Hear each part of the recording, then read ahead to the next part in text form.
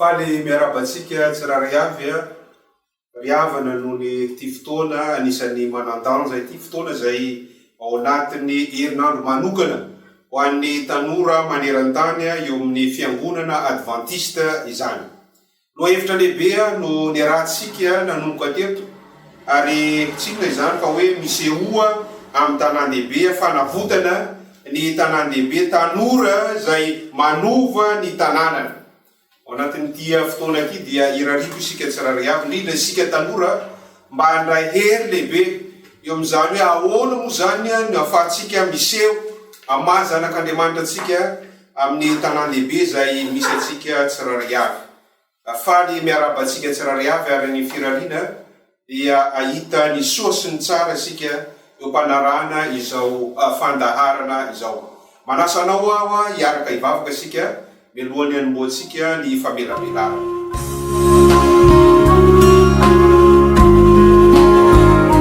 Kalohantsika isika hivavaka, tompo rainay tsara sy masina indrindra zay ny an-danitra, ankasitrahanay ianao satria manana fotoana izay iarahanay aminao amin'ny alalan'ity herinao ny fiaraha-mivavaka ho an'ny tanora maneran-tany ity. Mitenena tompo fa voninkaino anao izahay ary ny fananao masina no kasika ny fona tsirary avy mba ho tanimboly tsara izay antefany zany teninao izany ary andraisanay lesona mampiarinay amin'ny fiainanay isanandro. Mitahia ireo zay rehetra manaraka izao fandaharana izao. Amin'ny anaranao Jesosy no angatany mivavaka. Amen.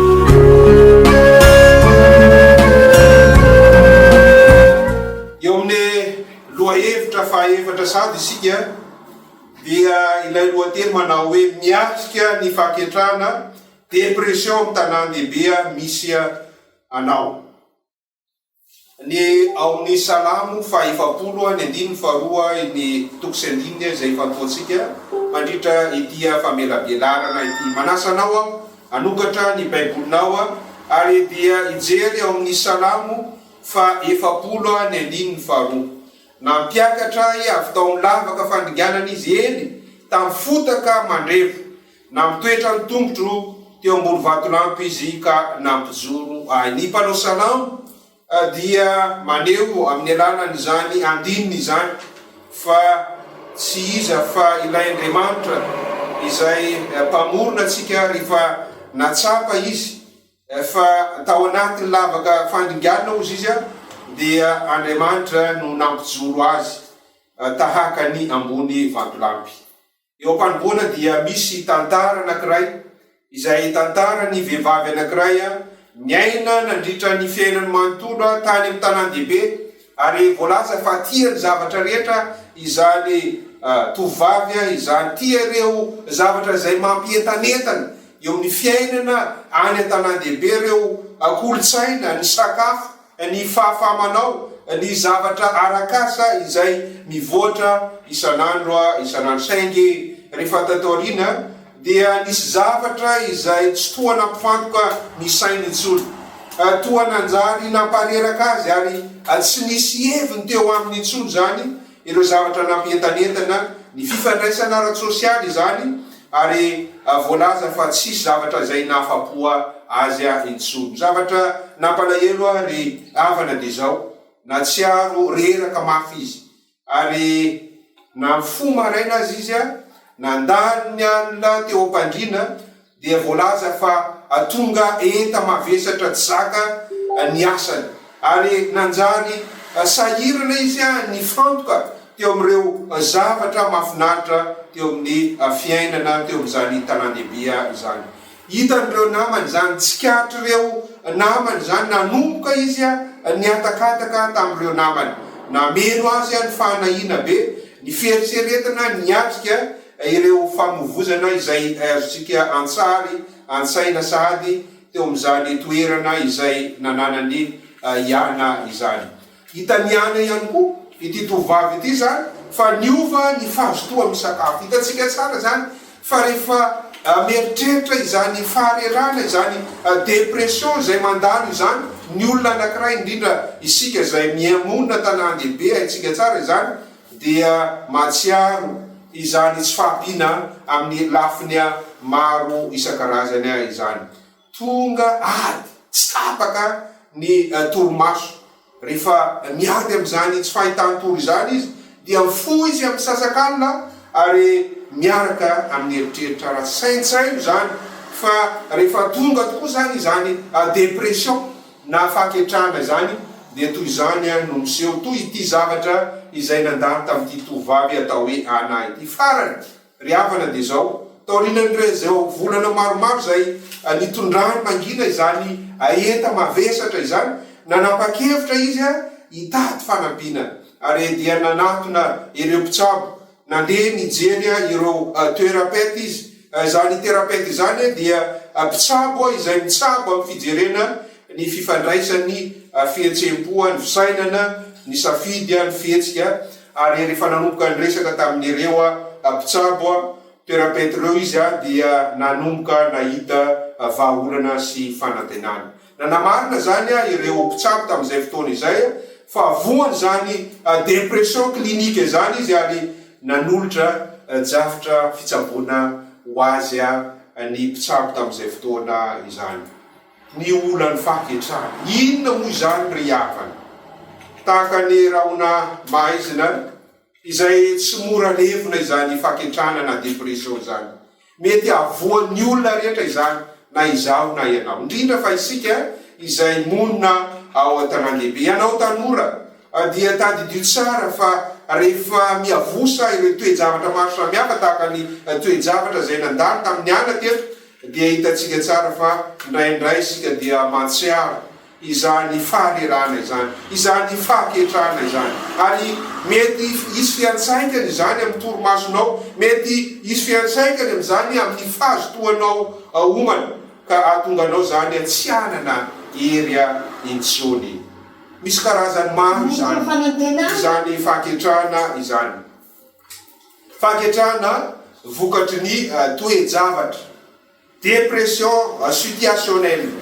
Mitsanga izany fahaketrahana izany na dépression situationnelle izany rehefa misy ny fahafoizana, olo-tiana na olana rabola ary azo lazaina ihany koa antenaina fa mety anjavona izany ao anatin'ny fotoana foia rehefa miatsara ny toe-javatra rehetra. Iny zany lay fahaketrahana voalohany izay hitantsika dia hoe lay dépression situationnelle.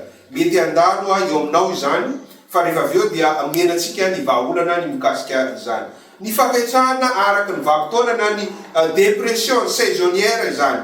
Misy ny olona sasany malahelo izy amin'ny vanim-potoana sasany, amin'ny taona toy ny amin'ny ririnina rehefa tsy dia misy mazava mafana loatra ty andro ty dia miteraka dépression saisonnière izany. Ary hitantsika tsara fa mety mandalo eo amin'ny zany olana izany isika araky ny faritra izay misy atsika tsirariaba. Ny manaraka dia ilay fahaketrahana melankolika na dépression melankolika izany. Mahery vaika izany soritra retina izany ary atsiaro le olona amin'izay fotoana izay ho tsoliana amin'ny hetsika na inona zany zavatra atao dia mahatsapa izy fa tsy dia manana lanja amin'izany zavatra atao izany. Mety ihany koa miada-tsaina be loatra ianao dia tadidio tsara fa mandalo aminao ihany koa zany zany dépression melankolika na fahaketrahana melankolika izany. Mety ena be landranao ary ny fahatsapahatena omeloka dia ho anisan'izany fahaketrahana melankolika izany. Tsy izany ihany fa hojerentsika ihany koa la hoe fahaketrahana ara-tsaina, dépression psychotique. Mbola sarotra kokoa izany satria sady miampy zany ny hallucination, fahitana na fandresinesana zavatra tsy misy na reny delira ireny, zany hoe finoana zavatra diso na anamboarina. Ary mahasarotra ny fitsaboana ny olona izay mandalo izany dépression psychotique izany satria zava-doza izany rehefa mandalo eo fo anao ohatry maheny feo tsay na vaiza ary manjary mino azy manaraka ny toe-javatra ny fisainanao amin'izay fotoana izay. Anjarantsika tsirariavy zany ny mametraka fanontaniana inona ireo fahaketrahana, inona ireo dépression zay fa nandalo teo amin'ny fiainao. mahatonga izany fahaketrahana faharirana izany. Ary eto ny fahaketrahana lehibe dia trouble dépressif majeur izany.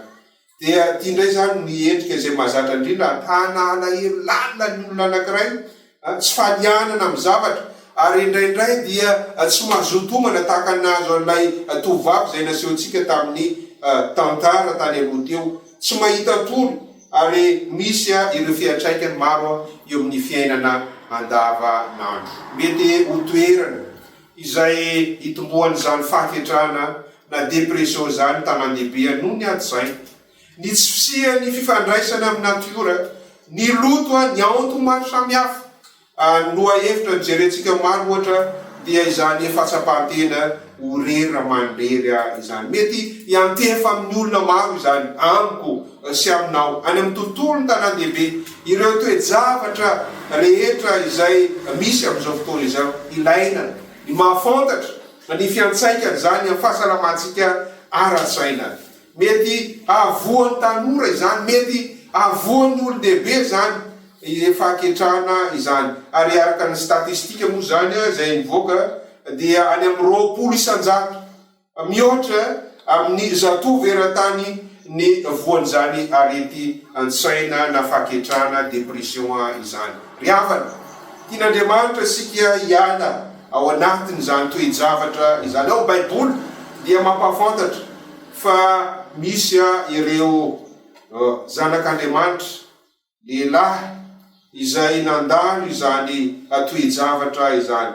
Momba ny andihana olo-kaja manana maizy azy, Miatrika fotoana izay nananany alahelo lalina, ny fampizapo amin'ireo tantara rehetra izay voalaza ato amin'ny tenin'Andriamanitra. Dia eto zany isika dia aneo fa azon'Andriamanitra tao ny miditra antsetra tamin'ny alala fietrehan'ireny olona reny, ny fananany finoana sy fanantenana, ny fifandraisany tamin'Andriamanitra izay loharano fitaovana hiatrehana izany fahaketrahana izany, hitadiavana lalana amin'ny fanasitranana.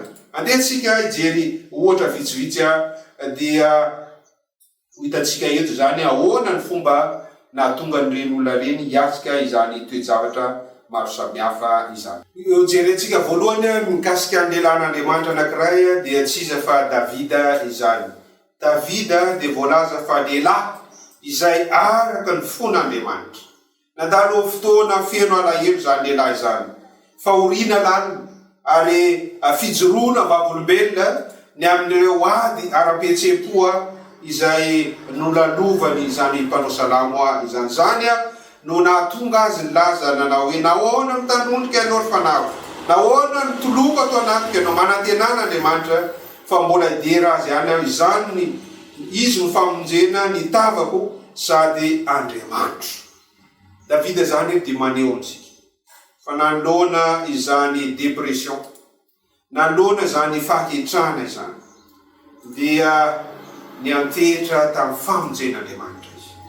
Tian'Andriamanitra ihany koa zaho sy anao mba tsy hanana izany fiatrehana tahaka ny Davida. Ilana ny manana finoana ry havana, ry tanora malala, mampianatra atsika izany fa mety ny ho fahazavana mpitaridalina ho an'ireo zay miady amin'ny fahaketrahana izany finoana izany, na dia ao anatin'ny fampizapo azy. Tsy izy ihany fa tsy Jeremia ihany koa ilay mpaminany izay voalaza fa mpaminany tomany, dia ohatra ny amin'ny olona ao amin'ny Baiboly, ohatra ray hafa ao amin'ny Baiboly niaina alahelo lalina izany Jeremia izany. Zay no antony ilazana azy fa mpaminany izay mitomany izy. Ny boky fitomanina dia feno filazana fanaintainana alahelo no ireo loza hitan'ny masony. Ary Jeremia dia nanoratra toy izao: izany no oeritreretiko ataoko, ka dia nantena aho ny famindrampo Jehova no tsy nalanitsatsika tsy mitsahatra ny fiantrany. Ry havana, na dia teo aza ny faharavana zay namididina Jeremia dia mampiatsahantsika izany fa isika dia mila misaintsaina, mila manana fanantenana ao am-potsika isika, hitarika atsika amin'ny fahasitranana ara-panahy. Ary izany dia mahatonga anao andiny tena, anana fanantenana na dia ao anatin'izany fotoana maizina indrindra izany azy. Tsy izany ihany fa teo ihany koa Elia, izay voalaza fa mpaminany reraka, olona ray hafa amin'ny Baiboly niatrika izany Dépression na fahaketrahana izany. Elia ilay mpaminany tamin'ny fandresena lehibe, teo anivon'ireo mpaminany bala izay maro tokoa, dia natsiaha ho tototry ny arerana izy nitahotra ka naniry no faty. Kanefa tao anatin'izany famoizam-pony izany nanaova ny fanandramana lalina, fifandraisana manokana tamin'Andriamanitra tamin'ny alalan'ny bitsika malefaka. Raha mamaky isika ny mpanjaka voalohany 9:12 dia ahitantsika izany. Tahaka izay nandalo tamin'ny Elizany dia mampianatra antsika ny tantarany fa loharan-kely ary fanavaozana ara-panahy ny fanatrehan'Andriamanitra na dia ao anatin'ny fotoana farany fahaketrahana azy. Ny lalana izay makamy fandresena tian'Andriamanitra nanantsika ry tanora ry havana dia zao. Mety misy olona fantatrao na koa mety ny tenanao mihitsy aza miady amin'izany fahaketrahana amin'ny Tanàn-dehibe misy anao izany. Dia misy torohevitra vitsivitsy zay ambaran'ity taridana. Voalohany indrindra dia ny mivava, fikatrana ny fanatrehan'Andriamanitra. Zany dia fomba anankiray izay azahoana fampiononana, fanantenana ary hery mandritra ny fahaketrahana izany vavaka izany. Zany hoe rehefa mandalo ireo Dépression na ireo fahaketrahana ireo zany isika dia mandeha manatona an'Andriamanitra, andeha mivavaka, andeha alefery lohalika fa hoeniko ny fanatrehan'Andriamanitra no ary dia andray hery avy amin'izany. Fanohanana ara-piaramonina sy ara-panahy. Zava-dehibe tokoa ry havana ny fisian'ny fiaramonina misy atsika. Manoloana zany fahaketrahana zany, manoloana zany Dépression izany. Ny fanohanan'ny fiaramonina rehefa mahatsiaro ianao, ao anatin'ny alahelo lalina, ao anatin'ireo toe-javatra maro samihafa zay aterika zany fiaina Tanàn-dehibe zany, dia anisan'ny vahaolana ny fanohanana ara-pihetsempo, fanohanana ara-pifandraisana. Mety eo anivon'ny fiangonana izany, mety eo anivon'ny tokantrano izany, ary mety eo anivon'ny fiarahamoniny finoana izay misy antsika tsirairay avy. Ilaina zany ny mametraka ny tena ihany koa anivon'ny fiarahamonina rehefa mandalo zany fahaketrahana na izany Dépression izany. Tsy izany ihany fa ny famakina sy fandiniana soratra masina tenin'Andriamanitra dia mampisaintsaina ireo fanantenana, ireo tanjaka ary fandresena ao anatin'ny zavatsara. Ny ten'Andriamanitra dia manome hery ao anatin'ireny toe-javatra zay mandalo ireny. Ary maro ny teny fikasana izay ambara ny tenin'Andriamanitra rehefa mandalo ireny Dépression maro samihafa izay mitononona sy mitanosaina tany aloha ireny isika. Ary ilaina ihany koa mitady torohevitra kristianina, afaka manome fitariana ara-panahy, ara-pihetsempo manokana momba ny fahaketrahana amin'ny fomba fijery ara-Baiboly, ny mpanolotsaina kristianina. Zany hoe azonao atao zany manatona ireo mpitondra fivavahana, ireo pastora, ireo mpitarika ao anivon'ny fiangonana mba hanoro-hevitra anao ny amin'izay tokony ataonao rehefa mandalo izany Dépression na fahaketrahana izany. Mampiatra ny famelan-keloka, ny fankasitrahana. Io dia zavatra anankiray izay tokony hananantsika olombelona indrindra.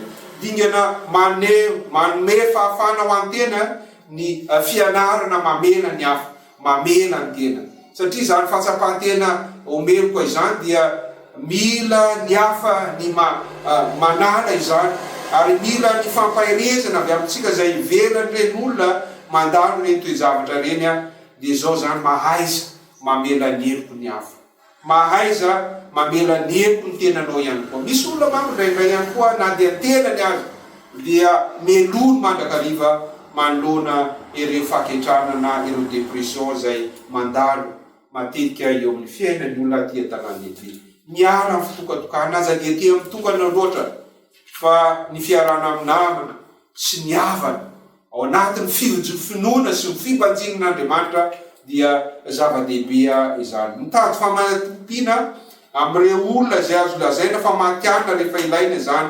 Rehefa misy aretina dia manatona Ilay mpitsabo satria ny mpitsabo dia anisan'ny azo lazaina fa solotena izay napetraka Andriamanitra ahafahantsika mandray ny fitoro hevitra izay omeny amin'ny alalan'izany aretiny dépression izany.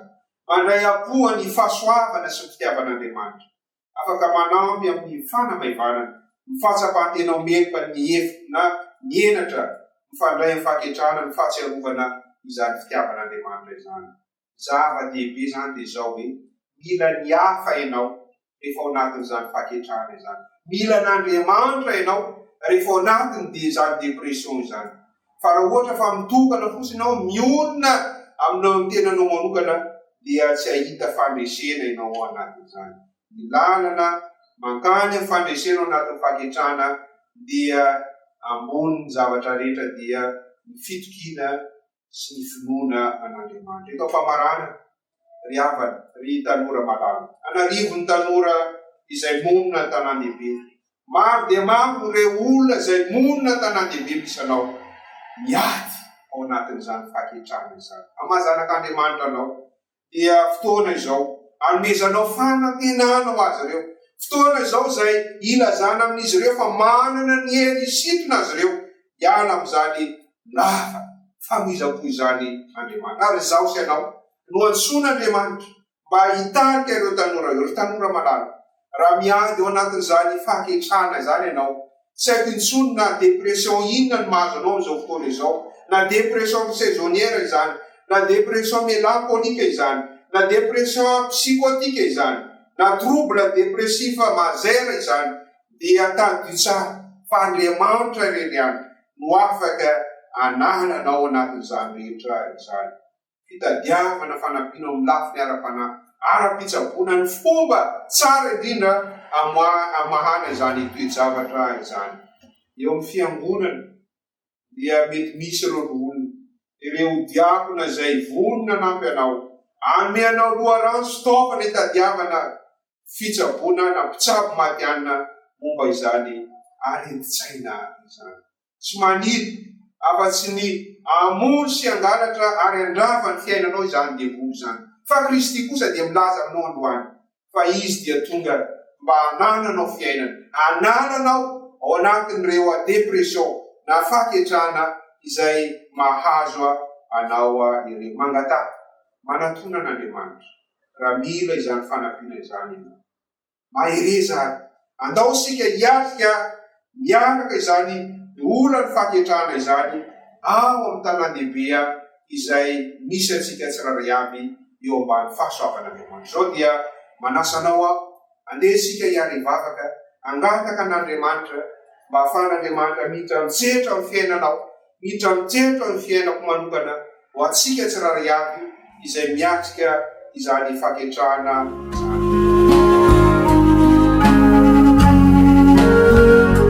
Andriamanitra rainay tsara sy masina indrindra izay mitanitra. Sotranao izay tamin'ity anio ity satria mbola miteny amin'ny taminay ianao tamin'ny alalan'ireo torolalina.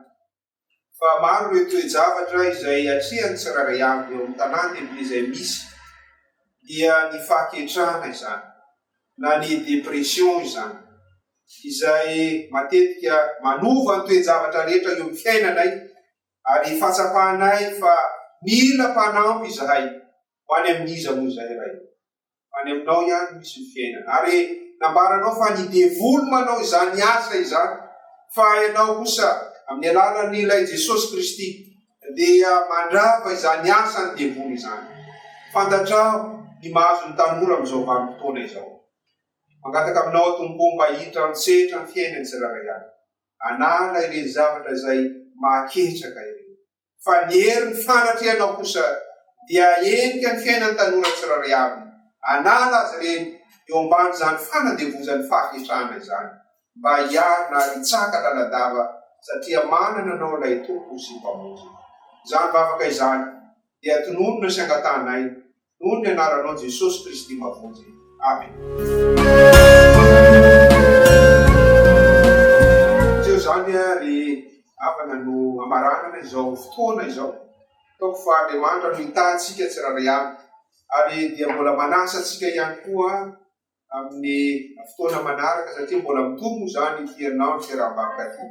Andray isika ireo torolalina zay mety tenin'Andriamanitra ahafahantsika miatrika renonana ao an-Tanàn-dehibe. Dia manao veloma antsika tsirairay avy samby ho tahin'Andriamanitra. Veloma tokoa.